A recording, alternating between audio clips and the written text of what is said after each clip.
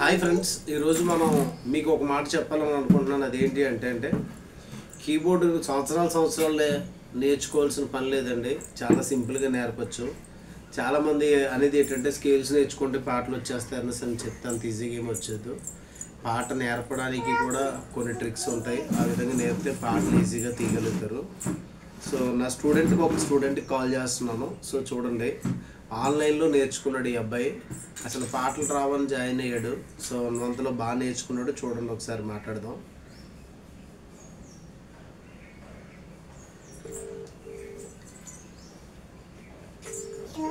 ఇవి యథార్థంగా మాట్లాడుతున్నటువంటి మాటలండి.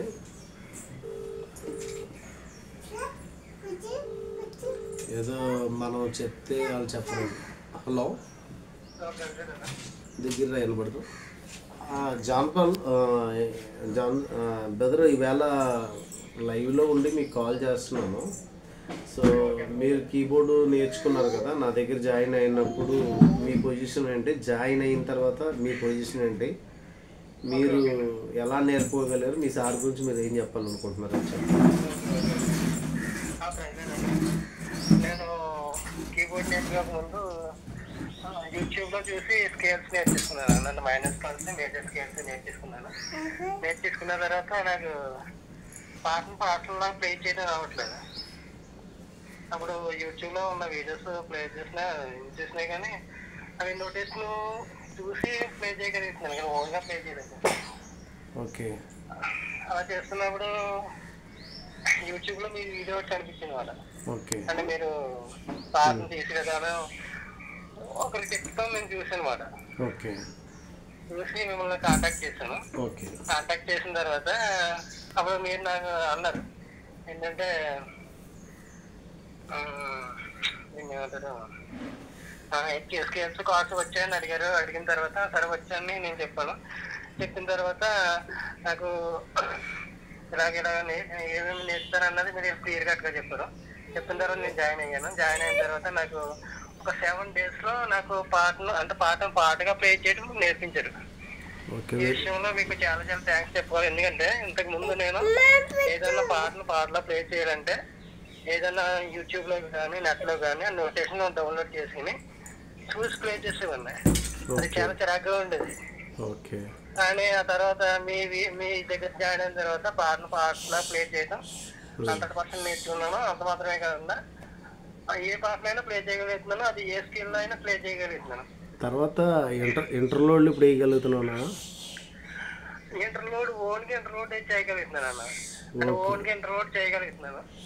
తర్వాత క్యాసెట్లో బిట్ వర్క్ ఏమైనా తీయగలుగుతున్నావా?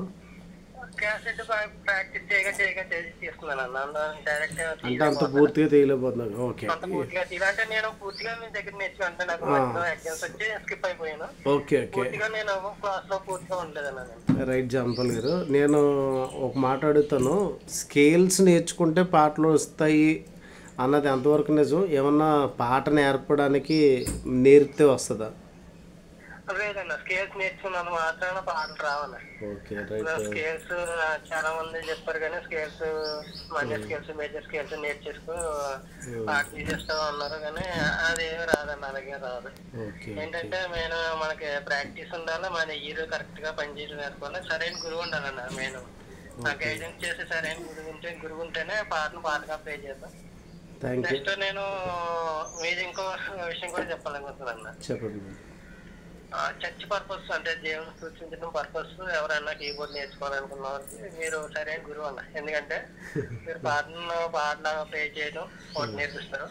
నెక్స్ట్ ఈ రిథమ్ ఫాలోయింగ్స్ కూడా నేర్పిస్తారండి. ఈ రిథమ్ ఫాలోయింగ్స్ బయట ఎవరు నేర్పించరు. వేరే బీట్స్ 3-4 2-4 అవి ఉంటాయి కదన్నా, ఆ ఫాలోయింగ్స్ కూడా ఎవరు నేర్పించరు. ఫిల్లింగ్స్ కూడా బాగా నేర్పిస్తారన్న. చర్చ్ పర్పస్ అనేది 100% మీరు బాగా నేర్పిస్తారన్న. Thank you జాంపల్. ఓకేనా, గాడ్ బ్లెస్ యూ నాన్న.